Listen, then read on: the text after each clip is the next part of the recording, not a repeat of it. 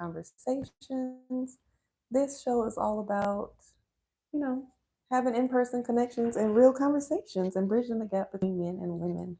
Mhm. And tonight, my special guest is. Brother Geechee Yaw. Tell us about who you are and what you do. So I'm Geechee. I'm from Charleston, South Carolina. Currently living in Atlanta. I'm an emancipatory journalist, researcher, organizer. Yeah, just a African man who loves African people. You said emancipatory journalist. Hmm. Tell me what that is. That's a nice big word. Yeah, so so journalism is normally like reporting things and finding. You're actually a good journalist, by the way. When you ask questions. Thank you. Yeah, and so that's pretty much what journalism is. But emancipatory journalism is more so shaping the news and the report backs that centers the most marginalized people, the most oppressed people. Mm. So as if women are the most marginalized group, when I do journalism, I go get the voices and the thoughts of the women and make sure that they are also included, or the children or whatever. So That's yeah, beautiful. That's beautiful. Well, I want to kick off the conversation with talking about what do you feel is missing in dating these days? isn't in dating. Mm-hmm. That's a broad and huge question. So what's missing in dating? I think Yes. probably dating. Mm, great point. Maybe there's no dating and courting. Mm, Maybe there's um, a lot of extractive um, relationships um, and connections, surface connections, and I don't know. Maybe there's an environment that creates that. So I remember having a conversation around like toxic masculinity and toxic femininity. I feel like oftentimes the men and the women, they try to like accuse each other or call each other to be responsible. mm, But I like to say that the environment is toxic, and if the environment toxic, it makes people toxic. And if we don't do the work that it takes to be untoxic, then we just gonna be showing up toxic. So I feel like the environment is producing really surface level and extractive relationships, and people are just not able to connect. I definitely agree. I definitely agree. So, what would be one solution you think that we can start with? I think conversations like this, I think making it a norm for people to be in communication and conversation and like struggle around things that they might be uncomfortable talking about. So I think Mm, creating vulnerability and having um, conversations. okay. So, you mentioned toxic masculinity and toxic femininity. Do you believe that those exist? And if so, what are some examples of both? So I think maybe masculinity, how it's shaped and defined, I think maybe it's toxic in itself. Like how we, what it means to be a man in a society like this is seeming innately toxic. But I think the inability to like have regenerative relationships, inability to make um, I guess community a centerpiece. I feel like that's what toxic is. But in terms of men dominating women, controlling women, silencing them, um, and toxic femininity will be to try to replace the domination of men with women being the dominators. Mm, Um, and I don't think overcorrecting the situation is the way to fix the situation. So mm. Hmm. That's very interesting. My new favorite word is interesting, y'all. So I'll interesting. probably say it several times on this. um, I've been asking individuals, well, men, what do they value about women? So I'm gonna ask you Mm, another broad question. What I value? that. Well, I think I value that there's like no life without women. Obviously, everybody Mhm, came from a womb, mhm, but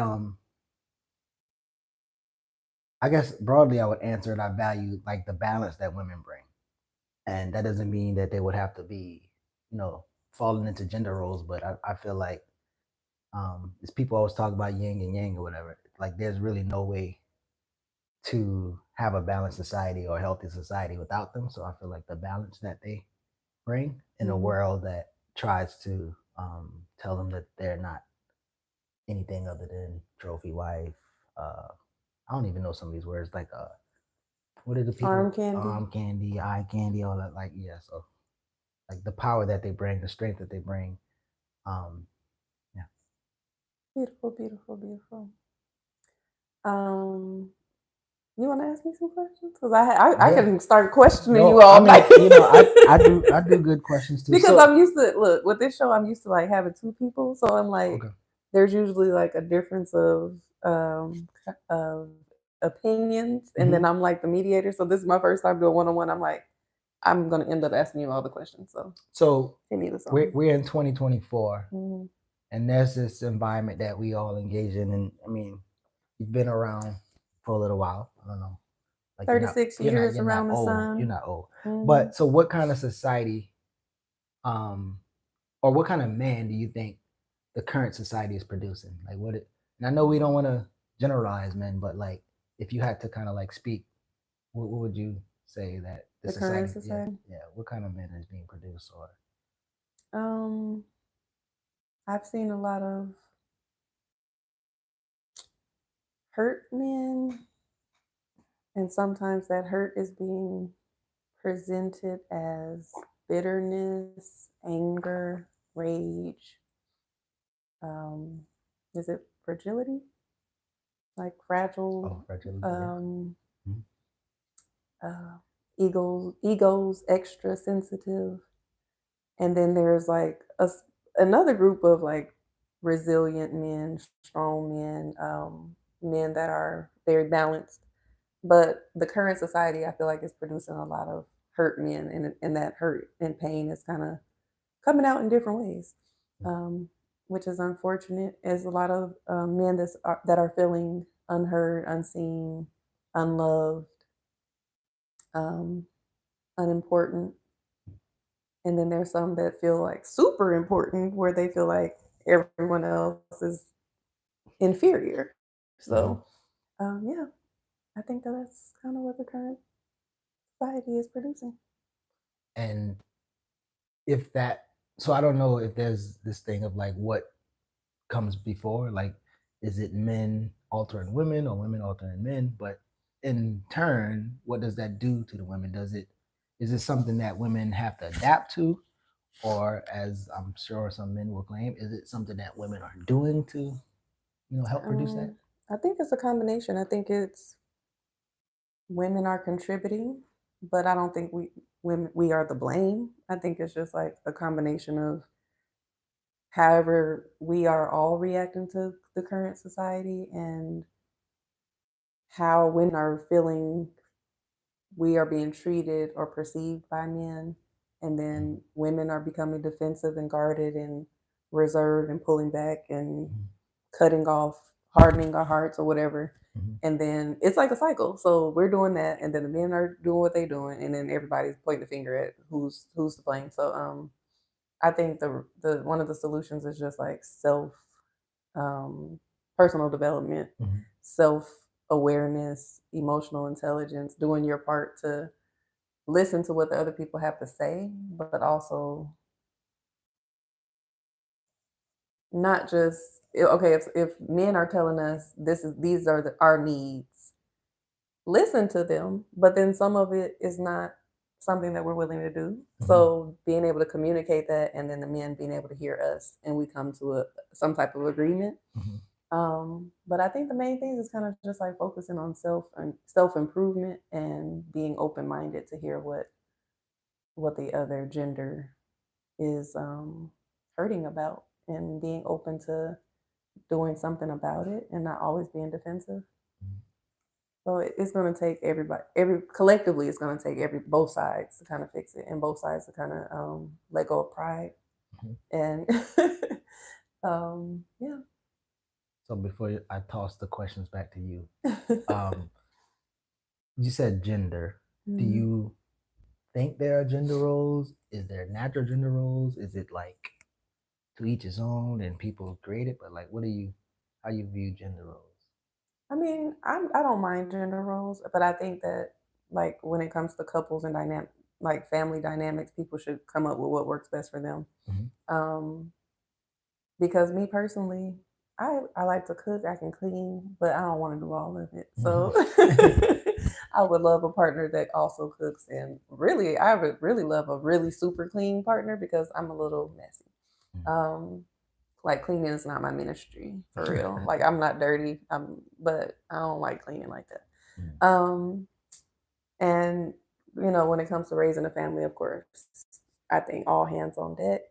When it comes to finances, that's a big one in our community. I think it just depends on each couple.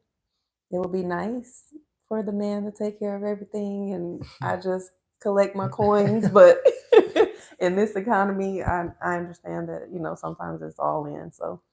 Um, so I don't mind gender roles, but then at the same time, I think it's better to just have collective effort.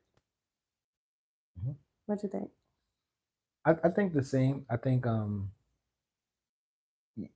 the way in which men and women come together and what they decide is the parameters of their relationship is only they could create that. I know there's outside influences and pressure Mm. that sometimes can be good or bad. Um, and then in terms of like, so I think about coming back to the U.S. I've been out of the U.S. for 4 years, and coming back to people I had to work, I had to work, I had to work. And I remember asking someone, they was like, oh, I gotta make more money. And I was like, have you ever thought about like what if your expenses were lower? Like, Mm.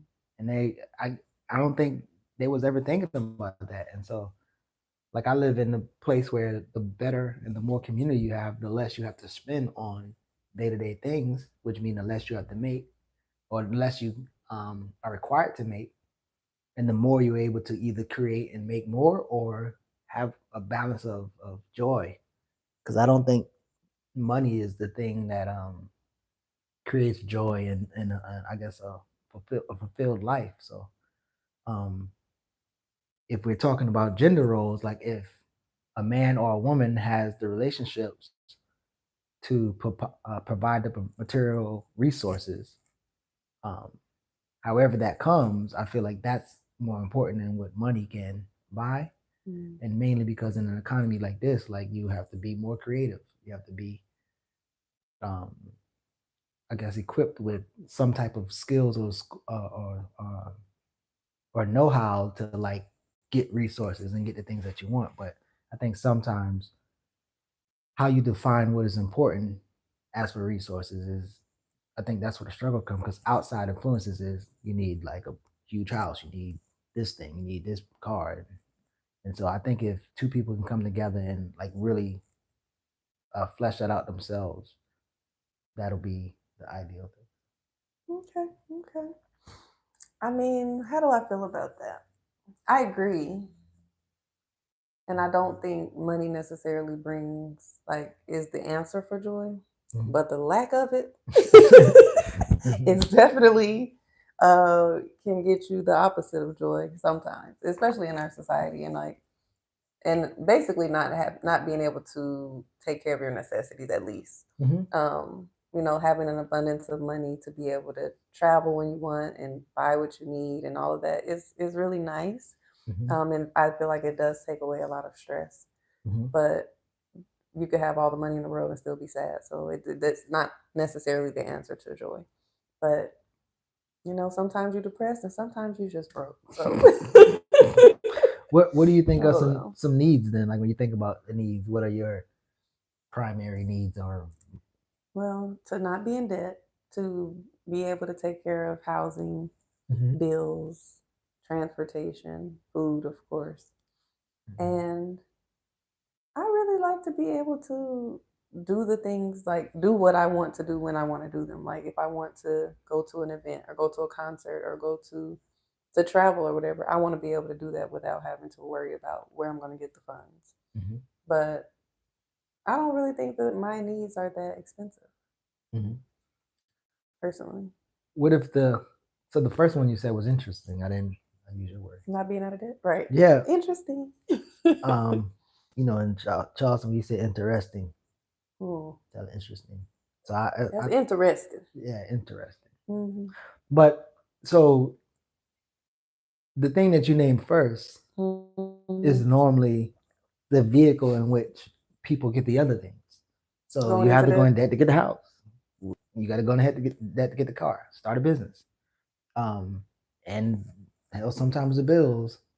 And I guess I'm always curious how, like in a society like this, how to navigate that.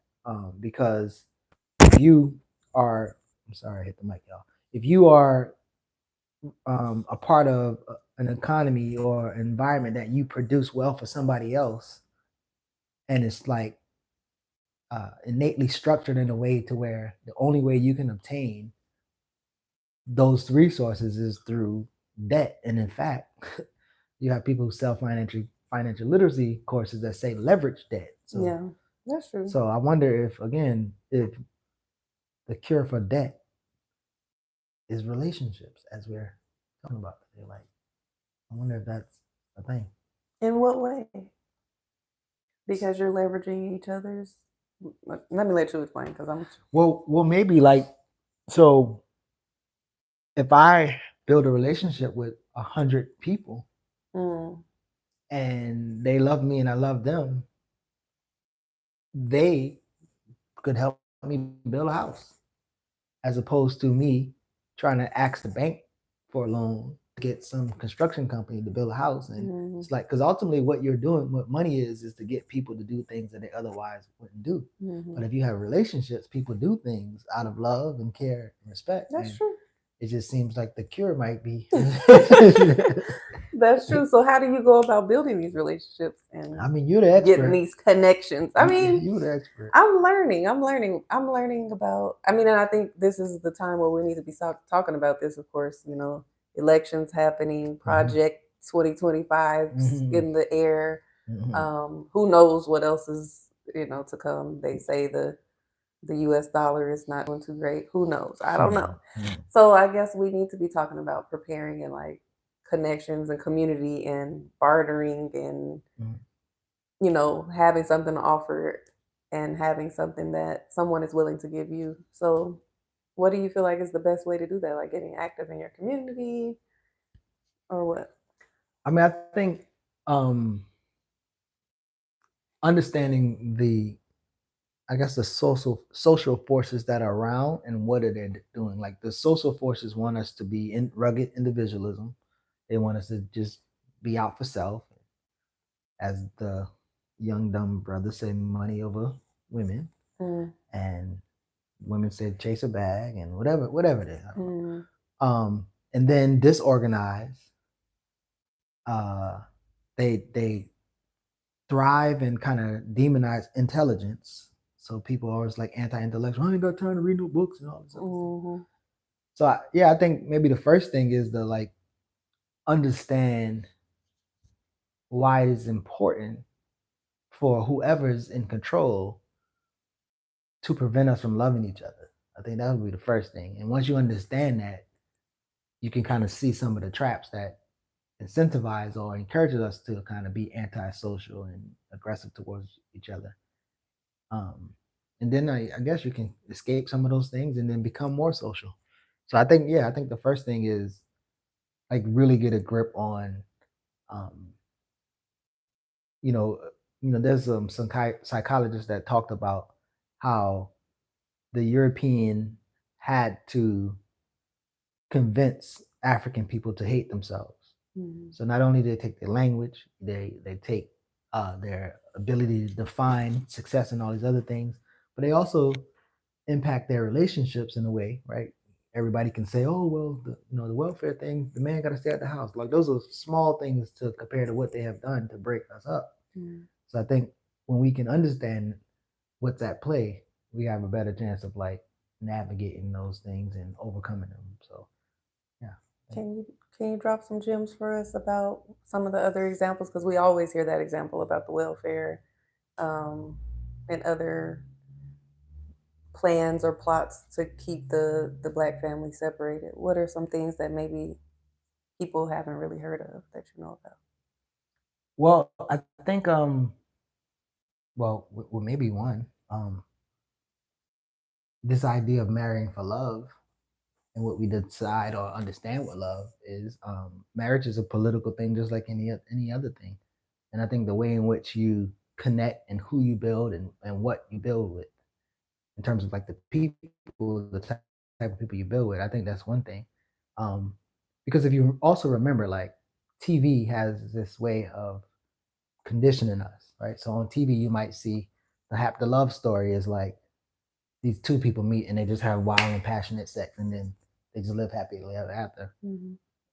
And I think if when we do that and we try to get to know people later, like that's probably not the methodology we want to take to build strong relationships. So Right. I feel like there's social influences, entertainment, um, but also there's public policy, right? So um, there's ways where um, industries are controlled by public policy, and so when you can go into industries and start businesses and all these other things, and um, but when you are faced with lack of capital, lack of resources, lack of control of industries, it just again causes problems in relationships.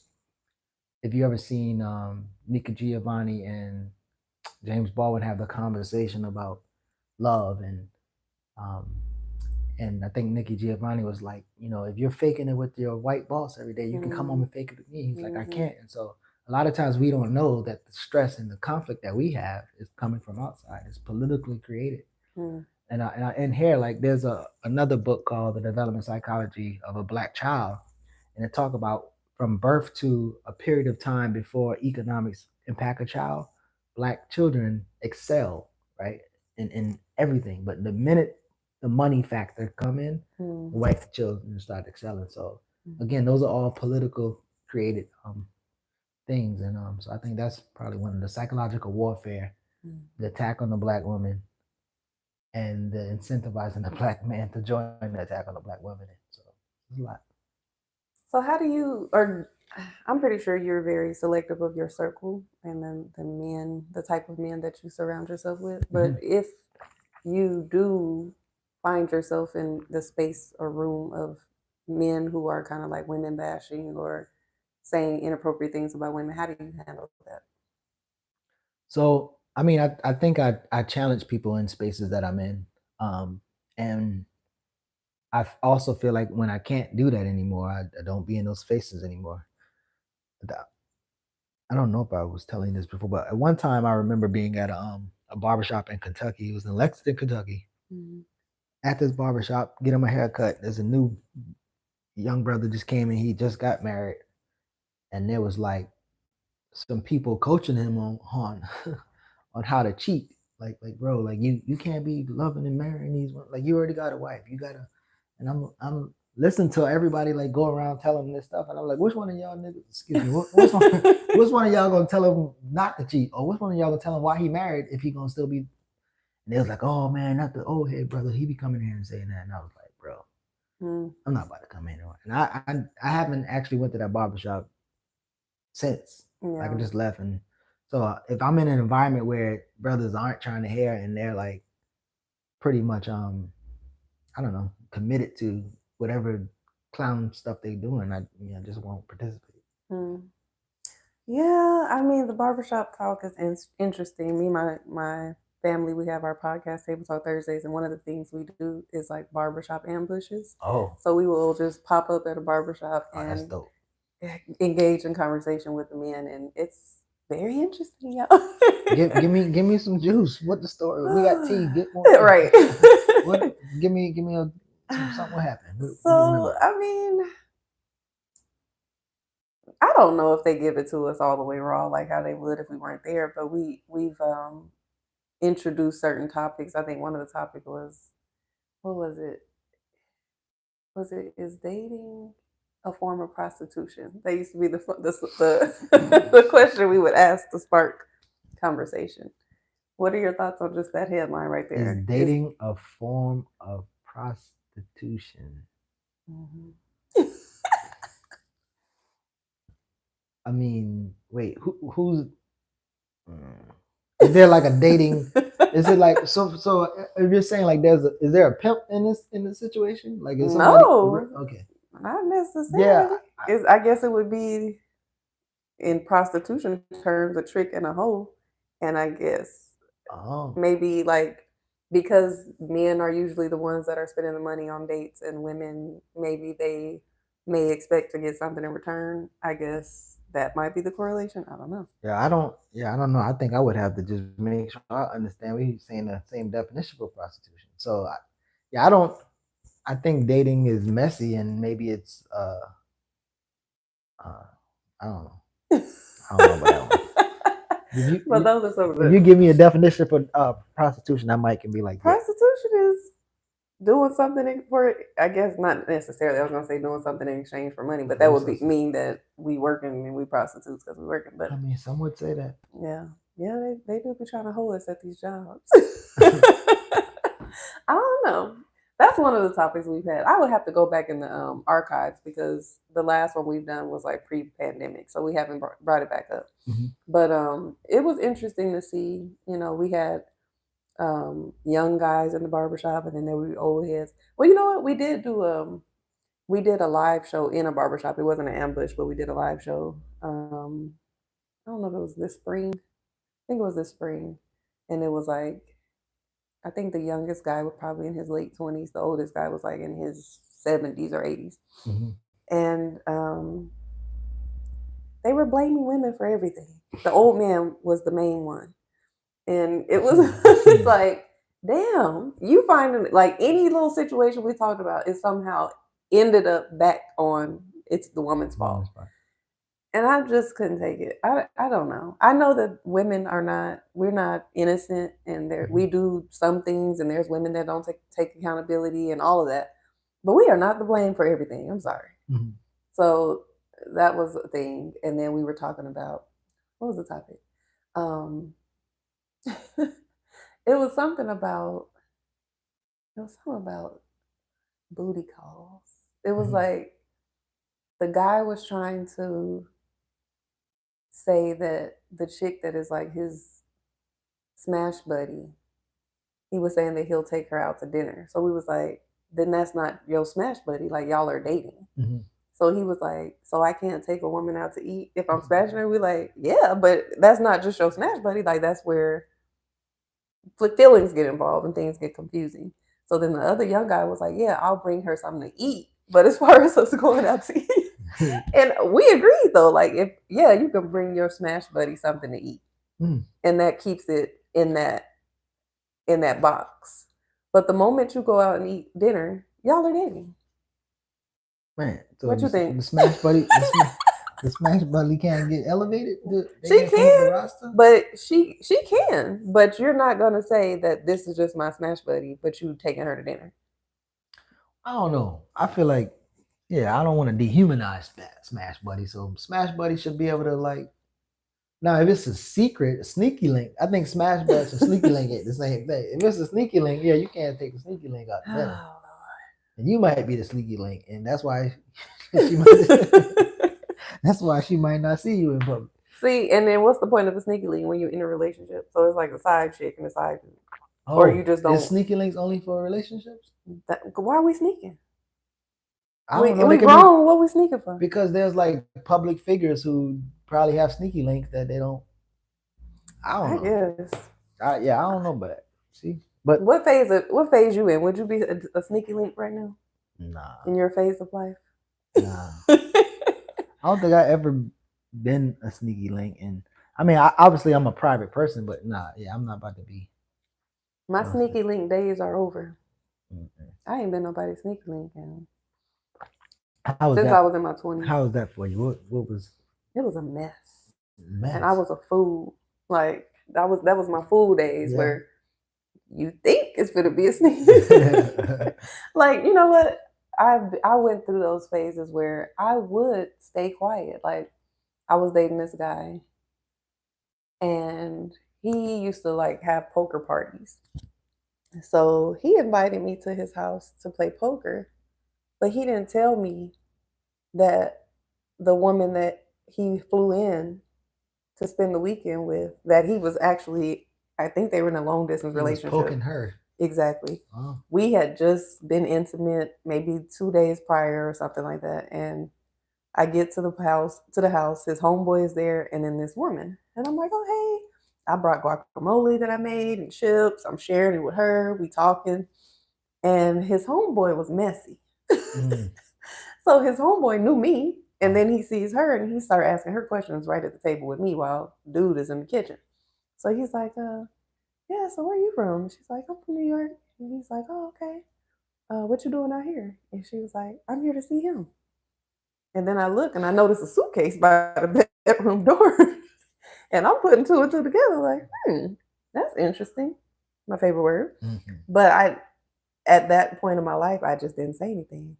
And then he invited me to another poker game with another woman that liked him. He said that they weren't doing nothing, but she liked him. Me now. Was he? Wait. So either was he prepping you for a threesome or something? No, he just knew that I wasn't gonna say nothing, I guess, and I didn't. Oh, okay. But that's where I was in my life at that time. It was in my 20s and young and silly. But You the one they be singing all them songs about. yeah, I guess so. Cause me now, if I come to your house and we have an intimate relationship, and then all of a sudden I find out that this woman is here and y'all also have an intimate relationship, I'm gonna say something. Like, oh, I didn't know that's what we were doing. Like, did you know that me and him was, so Yeah.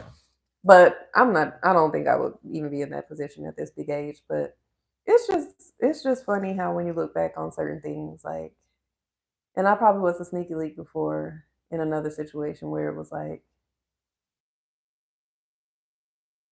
Wait, is the I walk don't the know. walk of shame in college? Are those sneaky links? I didn't go to a traditional college, so I don't know nothing about that. Yeah, but What's that like? like I mean, Talking about in the dorms and yeah, the stuff? sister gotta like sneak out and run to the other dorm. I think that Walk of shame, I guess they call it. I think because they're so young, you don't really want They to. sneaky links though. Everybody know what they don't know what room they came from, what happened in them rooms.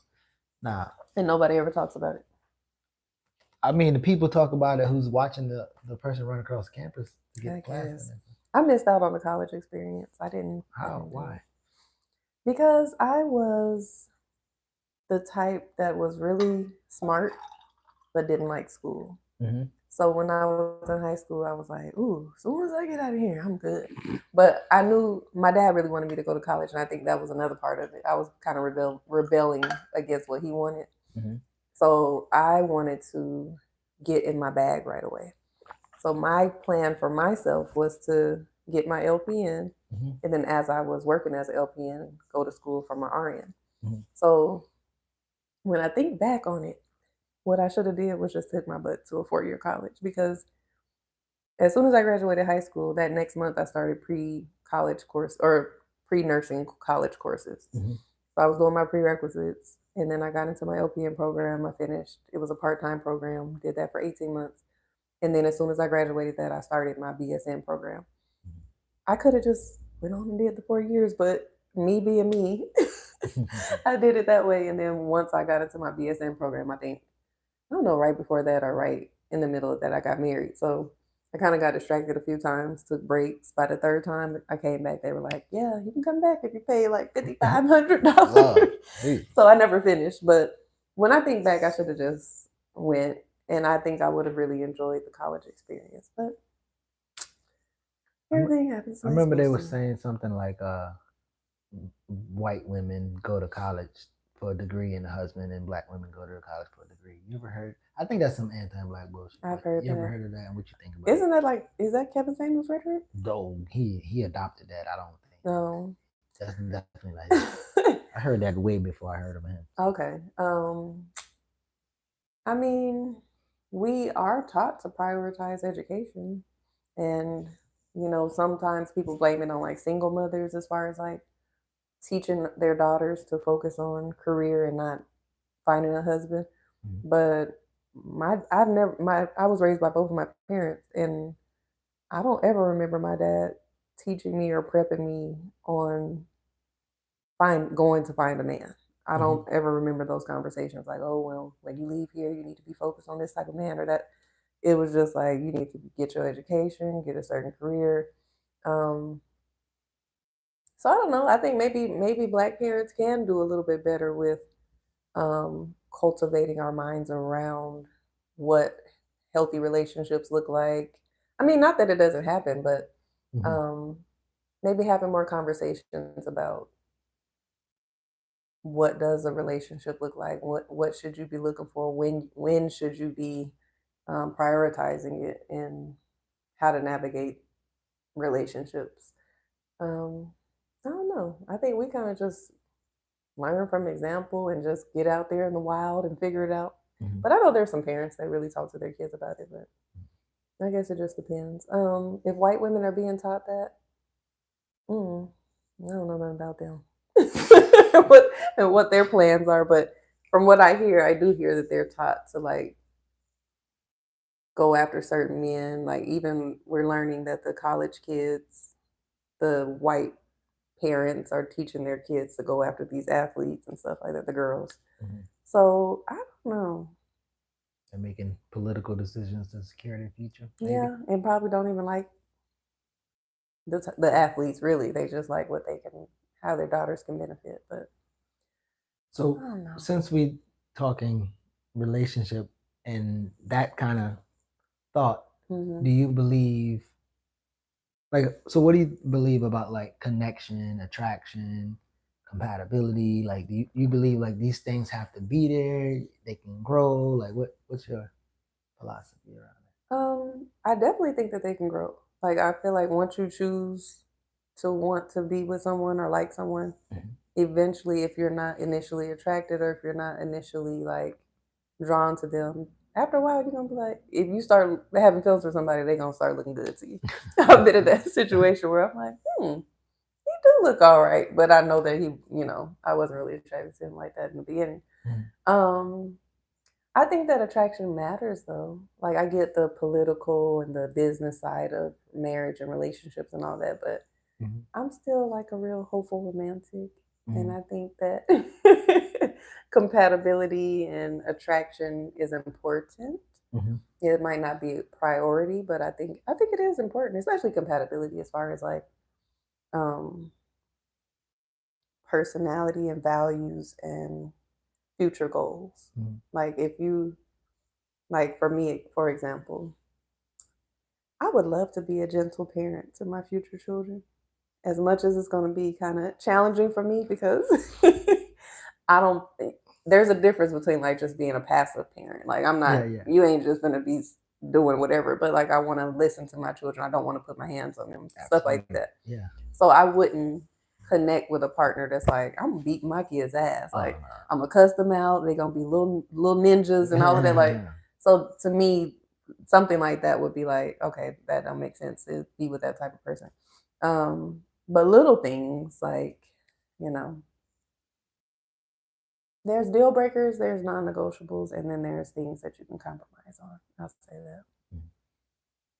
What are some of your deal breakers? Deal breakers. People who are closed-minded in a way where like they fix on their ideas, they're not open to learning and new things. People who I think I don't know if it's not necessarily a deal breaker, but it's like something that I immediately want to know, like how she resolves conflict. Mm-hmm. And I don't think it's like a particular way you have to do it, but if it doesn't, I guess works with my nervous system or works with my method, then I don't want to. Yeah, I don't think that's gonna work. So I think an area to focus on is Conflict resolution. conflict resolution. But in terms of deal breaker, like I don't know, maybe cigarette smokers, uh, habitual liars. So what if they just lie a little bit? Well, yeah, it depends on the lies. I mean, yeah, everybody. I think everybody has some level of withholding, or and I think the reason why. So yeah, maybe little white lies or maybe black lies. Uh-oh. Is there a black lie? Yeah. So that's hilarious. Yeah, I think those are some of the things up front. And then also, I mean, if somebody's antagonistic towards I guess my political beliefs, I think a lot of times people get so um adamant about saying that they're not political and they don't understand like just everything is everything is political, and it's not everybody has to be a politician. Just like the way in which we engage with life, like how much you spend on something, the taxes that you pay on it, where you live, the gas, all those things are political. And I like to know how things work, and if there's issues, I want to get to the root of the conflict. So people who are conflict avoidant and people who don't want to use their beautiful minds to think, we just ain't You good on them? we ain't gonna make it. Mm-hmm. We have to move. How about you?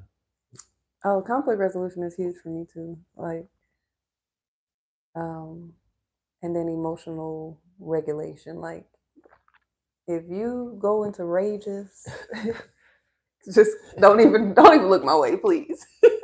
I cannot.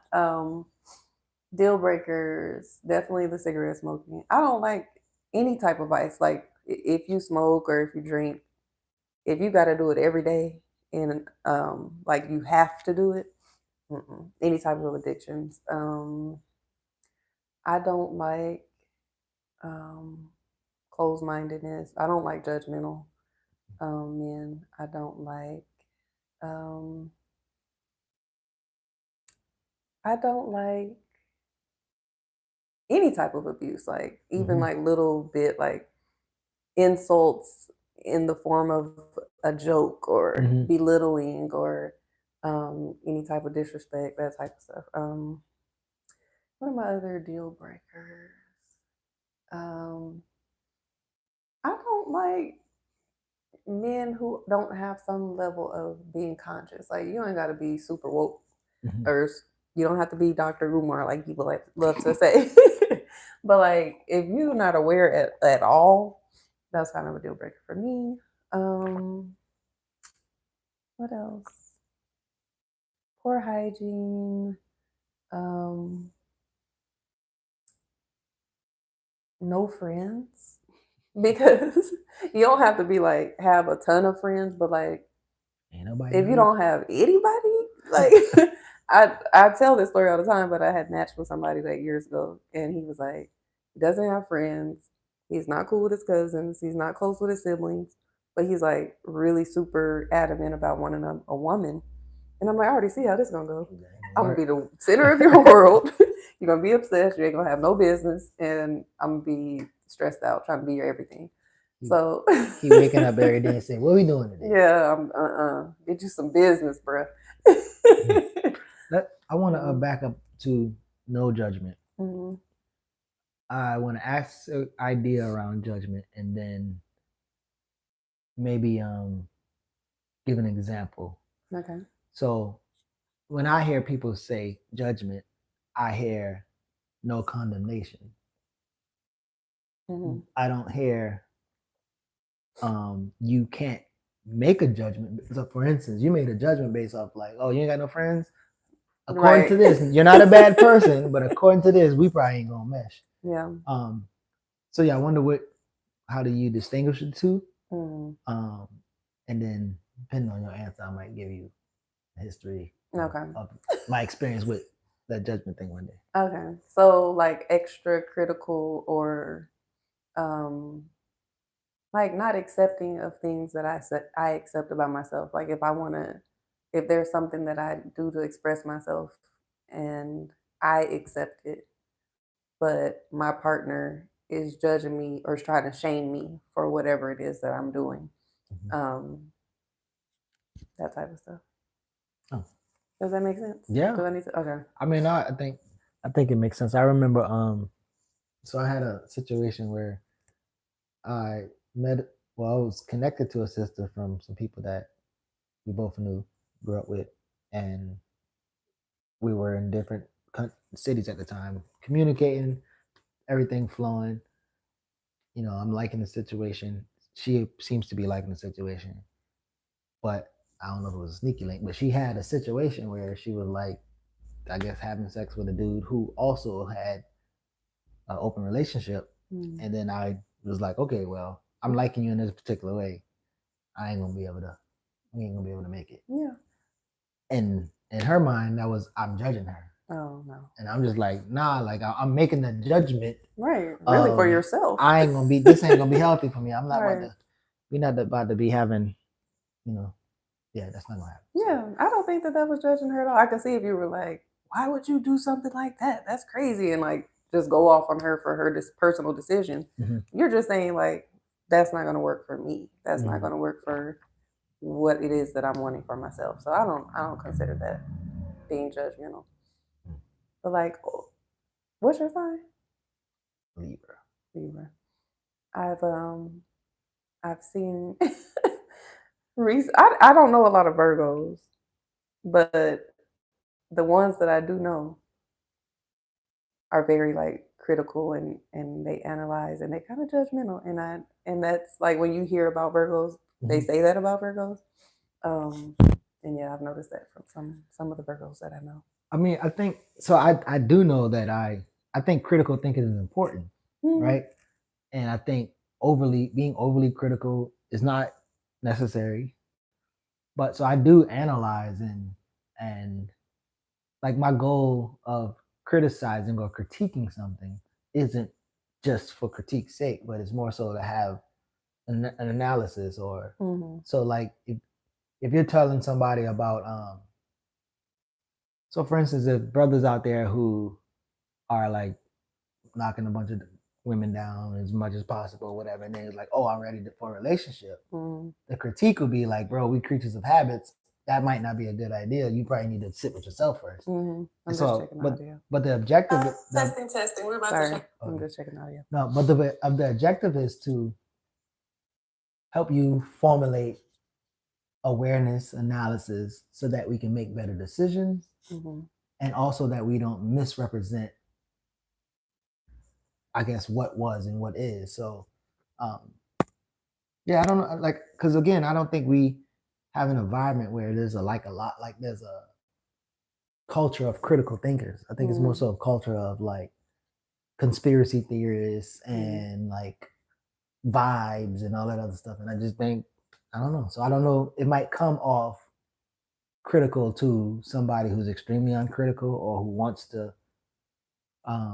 I wrote an article. I co-wrote an article that's called.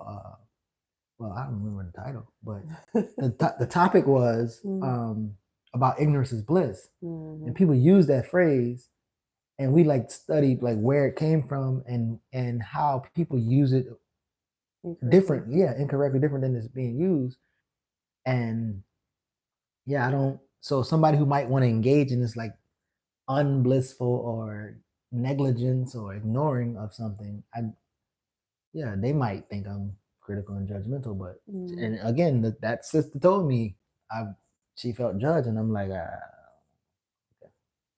But if something is going to affect you, then I feel like that's appropriate. Like I could see if it was her past, and right now, currently she's not doing that. She has a bill of health, whatever the situation is, and then you say, and even then, if that's your personal preference not to be with somebody that has that type of past, that's your business. So I don't know. Everybody has their different things of what they are sensitive to, Mm-hmm. different triggers, different experiences that might make them feel more judged than others. Because I've been told sometimes that I've made someone feel judged, and to me, it wasn't a judgmental thing at all. It was like literally, you're telling me something, you ask me for my opinion. I'm asking you, do you want me to sugarcoat it or you want me to just tell you? And they're like, tell me. And then I tell them, they're like, I feel so judged. I'm like, you literally asked me, and I asked you what type of delivery you wanted. So you just never know. There's certain levels of sensitivity. But maybe that's another technique or necessity in building community, like so that when we need help in conflict, we need community to right. And so I think between two people, if that brother or sister said that they feel judged, there should be like a collective to objectively listen to whatever both sides. Mm. Um, I mean, I think that's maybe a method. You asked earlier about what's the way to build community. Like, let's stop being so secretive about our conflict and our issues, and have environments and people who can hold us accountable to things. So maybe that's it. I talked about that actually a couple of episodes ago on this show. Nice. As far as like, you know, some people go like, what happens in this house stays in this house. And I believe that that was like one of the problems with my past marriage. I feel like if we had a, a group of people that really cared about us and wanted to see our marriage win, and people that we could count on to kind of give us outside perspective on what we were going through, I think that would have been helpful. Like some of your people, some of my people, and people that we know together, like that we trust. What is that? The book, The Spirit of Intimacy. You know that book? It's I can't remember the author. I think she just passed not too long ago. But I believe they talk about that happening in like some tribe in Africa where they have like that type of community where there's a wise counsel. Oh yeah, the Council of Elders and Wife. Mhm. I'm curious. While you, The Spirit of Intimacy oh, is that by Maladon? Yeah, I know. So Meg, that's Maladoma's wife. Yeah. mm, Both of them are really powerful. Um, I'm curious. So if you had to explain what kind of wife were you, mm. and then how would you describe the wife you want to be, or you are soon to be? The wife I was very young. Very I was mature, but not like me now looking back, I probably wasn't as mature as I thought I was. Like I was mature for my age, but you know, when you look at a 21 and 22-year-old, you're like, girl, you ain't grown. Like you mature, but you got a lot of living to do. Um, I was very I had a lot of unhealed trauma and pain, and um, I was very insecure, very attached, like very codependent, very just inexperienced. So I just wanted to love and be loved, and that wasn't necessarily happening. So I was like trying to force it to happen. So it was like it was just like an unhealthy attachment more so than like genuine connection. Um but I was very serious about my marriage. Took it seriously. I took being a stepmother seriously. Um so I was very loving, very supportive. I was told by my ex-husband that I was too supportive, which was interesting. My favorite word. Because I was the type like whatever dreams he told me, I'm like, I'm let's get on it. Like we ain't finna just sit around and talk about it. He told me he wanted to get into art. So for Christmas that year, I got him canvases. I got him a book about how to paint certain things. I got him some paint, and he did get into it. And then um, I eventually ended up like renting him an art studio, like an office space, and I decorated it and all that. That's a whole nother story. He said he wanted to open up a restaurant. I went out, got books about opening up restaurants and doing my research. He wanted to do, excuse me, it's the tea. He wanted You the to dream do, builder, he the dreamer. right.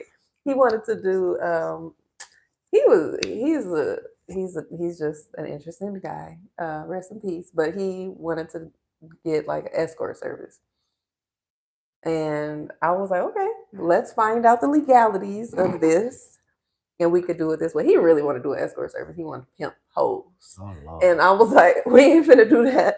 God no. But we could do the escort service and we could find out how to do this the legal way.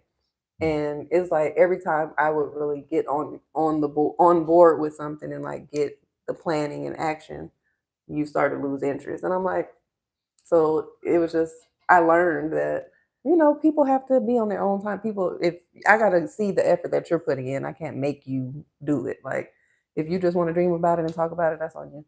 So I used to think like I used to take that to heart when he said I was too supportive, but then I'm like, no, the man for me is going to appreciate that type of support that I give. So the type of wife that I want to be now is someone that has done the healing work, which I've been working on for years.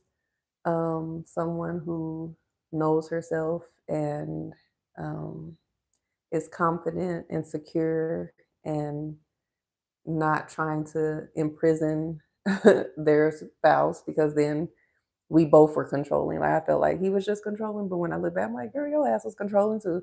Looking Mhm. up uh, emails and having to know passwords and all of that.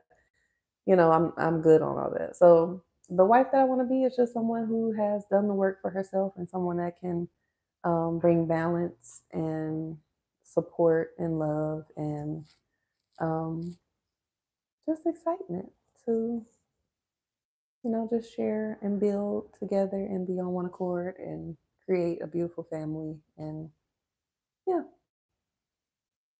Mm. You should write a book. I want to hear that book. Oh yeah, my story could literally be a movie, but it's definitely gonna be a book. Do it both. I got one page Do it written. both. Don't do Tubi. Don't put it on Tubi. Oh no, no, no, no! I need real Hollywood Don't do actresses, Tubi and don't do actors. Tyler and No, Tubi. sorry, Tyler. I love you, but I need my story to be taken seriously. And Mm. even like Lifetime, like I need it higher than that. It needs to be Can't be like, having what's a love girl with got to do with a it level. wig locks on and stuff. It Mm-mm, ain't gonna yeah, work it out. ain't gonna work. Even if I did a story just up to probably like age 24, that would be a movie. But I'm 36 now. My story is still being written, but I got some stories. I got some stories. Yeah. But I did enjoy being a wife. I really did. I learned a lot. My ex-husband was a lot older than me, so like one of the first arguments we got into when we moved in together is I remember it was Thanksgiving and I was in the how old was I? I was like 19. So we were in the grocery store and I'm putting everything in the basket that I've always got. Turkey. We're doing the dressing, we're doing the cranberry sauce, we're doing and he like, I don't want to do that. Like, I want to do something different. Why can't we make our own traditions? And I was pissed off.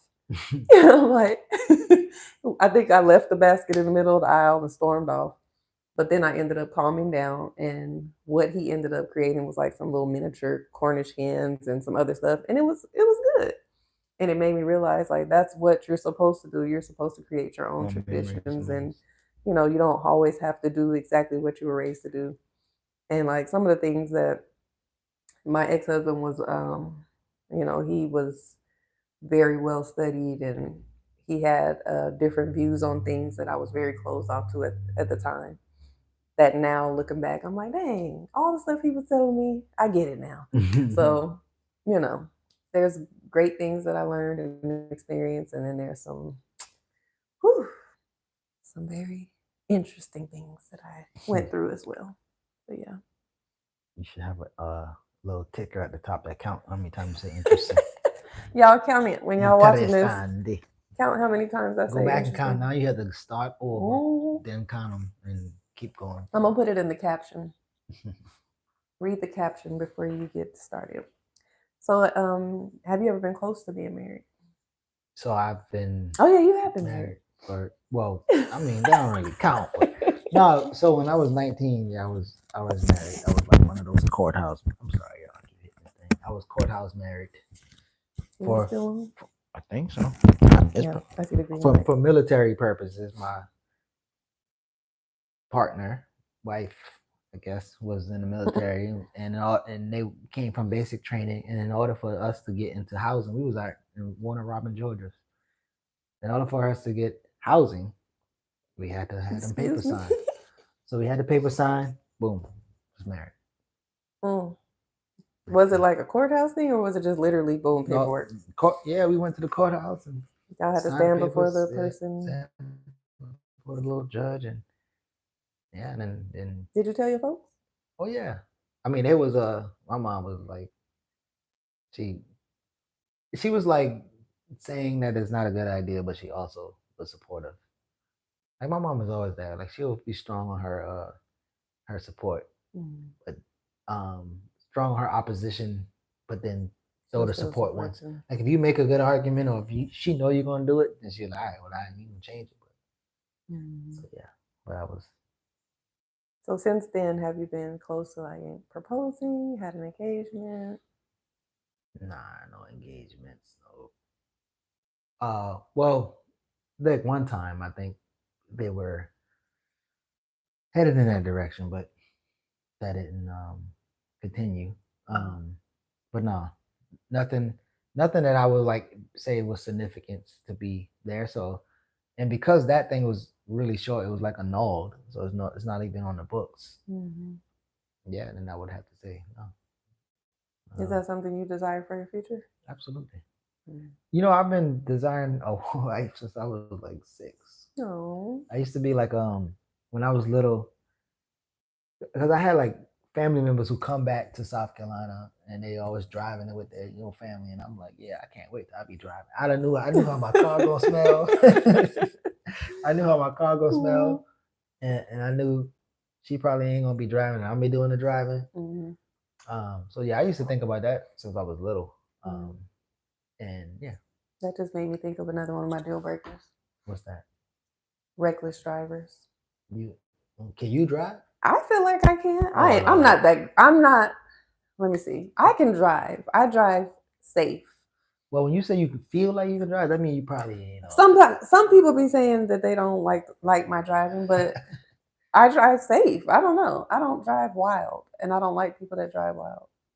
Like if I get in the car with somebody and they driving like a fool, that's a deal breaker for me. And not even just romantic, like friends. Like I'm not gonna stop being your friend, but I'm not riding in the car What with is you. driving fool though? Is it like Speeding, speeding, whipping it? tailgating, Oh, okay. whipping it, just being careless, texting, looking away. Oh We drive and you want to sit and talk to me and look at me the whole time, or looking at the back and the people. Eyes on the road. yeah. Put your phone down. Slow down. Stop speeding. Don't be doing Stop too getting much. behind this person tailgating. I remember we was in Texas, in Houston, and me and my cousin were needing to get to the airport. We probably was running late, and her homegirl. Oh my god, she was driving so crazy. It was some big old hole in the street. She barely missed that. Then we get on the highway. She is flying and tailgating, and she's behind a semi truck. Mm. And my cousin is way more calm than me. Like I'm in the back trying to just ignore the fact that we driving is crazy. And I hear my cousin go, "Uh-oh." My it was she was speeding and the semi truck in front of us was at a full stop. Mm. So her just saying, "Uh-oh," made her slam on her brakes and we were like this close to rear ending a semi truck, Oh which would wow. have been fatal. I don't know how she stayed calm because I would have if I noticed it, I would have been screaming. But yeah. I've grabbed wheels. Oh what? I mean that's But I not safe. saved us though. Oh okay. My cousin, we were driving into the airport, and you know how when you go into the airport, there's like a merge, Mm-hmm. and she didn't realize that she was merging right into this lane that this car was coming in. So I grabbed the wheel and You jerked it or you just like I, got us back? I ain't, but I Oh. went, yeah. So I'm very anxious when it comes to wild driving. So I don't want to be in a relationship with somebody that I can't just be a passenger princess and relax in the passenger seat because I am a passenger seat driver. I tap my emergency imaginary brakes. I put my hand up to stop. I make sound effects. I get on people's nerves. So if you're gonna drive reckless, I'm just So gonna. what if you like over exaggerating? It's not really reckless, but you just I'm the judge of it. yeah, That's where my judgment comes in. man. You're driving, but Man. but yeah. Since you were 6, you've been imagining being a husband. What kind of husband do you want to be? Mm, so part of the 6, um, somebody somebody said like, "What are your goals or dreams?" Something like that. And I used to answer the question like one day hearing my wife say, "You're the best husband ever," or When you my were a little child. boy? Yeah, I was like, because one of my love languages, words of affirmation. I guess it was then back then. Mm-hmm. So like hearing my child appreciate me and hearing my wife appreciate me, I think that's always been there. But yeah, I want to be. I'm going to be like that cool ass dad who can talk. You can talk to about anything. Mm-hmm. Always active, playing, having fun, um, learning, doing things together, creating moments. Mm-hmm. Um, so same thing with wife. Like I feel like I am or will be inclusive, supportive, um, but also like so. There's things I feel like I naturally will lead in, but I'm also kind of like just waiting to be a partner Mm-hmm. and try to figure out like how do we co-create things. And so sometimes I even, you know, said I can't make certain decisions without my, future wife being there. Like I would want to make some of those decisions with her. Mm-hmm. I remember I used to even say like when people asked me, "Do you want kids?" When I was younger, I was like, "Well, that's something that we would have to decide. I can't make the decision but without her or whatever." So Mm-hmm. I feel like being somebody who creates space for people's full humanity is what I'll be, that type of partner. Yeah, I believe it too. I was gonna ask you, what do you think about like with children, with your future children? Do you envision homeschooling, Montessori schools? I was about to say, I was about to say the school to prison pipeline. Oh That was like that ain't. that was Listen, like a intrusive thought that was getting ready to come out. nah. If But the school system, so I'm a person who uh, can live anywhere on the globe. So it depends on what country we're in, how mm-hmm, open she is to traveling around. I would like to have built a community, help build a community, or enter a community where the community mm-hmm, teaches the kid. Unschooling is more of a thing. mm-hmm, In this American context, it has to be unschooling mm-hmm, or a type of education that has the children centering African people problems. mm-hmm, Because I think essentially the purpose of education is to solve problems. So I need to have my children in environments that teach them to solve African people's problems. So if that's homeschool, cooperative school, and we can't do the homeschool, then I and hopefully my wife will play a major part in preparing them to engage this public school system. mm-hmm. Okay, you've thought about this. You're very intentional about your future, which is great. Yeah. So, because my phone is about to go dead shortly, how would you like to wrap up this conversation? What's something that you think the people should know here? Tell us about what you got going on, how to connect with you. Oh, okay. So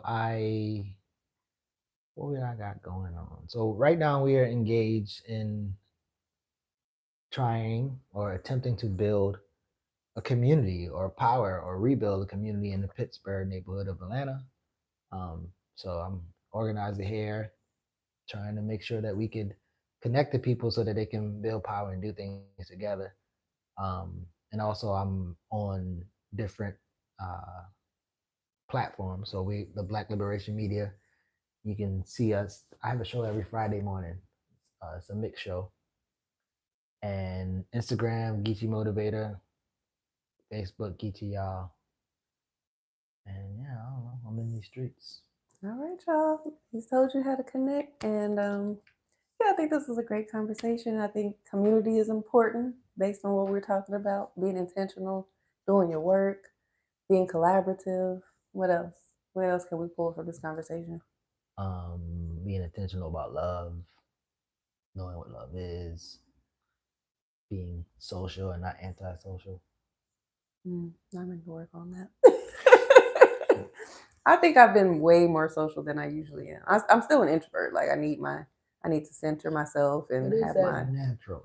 Or is it a defense It mechanism might be or both. I don't adaptive? know Mhm. because I'm an empath, so I literally Gotcha. feel everything. I think I'm like if they had levels of empath, I'm like big empath. Like I literally have to work on just literally protecting my energy, protecting myself, because I pick up so much energy. Like I feel everything. When I woke up today, I felt, we just had Yeah. an election yesterday. Like I feel the energy. When I'm in a room with people, when I'm talking to people, people come and tell me their life stories. People don't. People do all these things. So I'm constantly picking up energy. So I need my time to decompress. I need my time to be centered and grounded and to release all of the energies, including my own.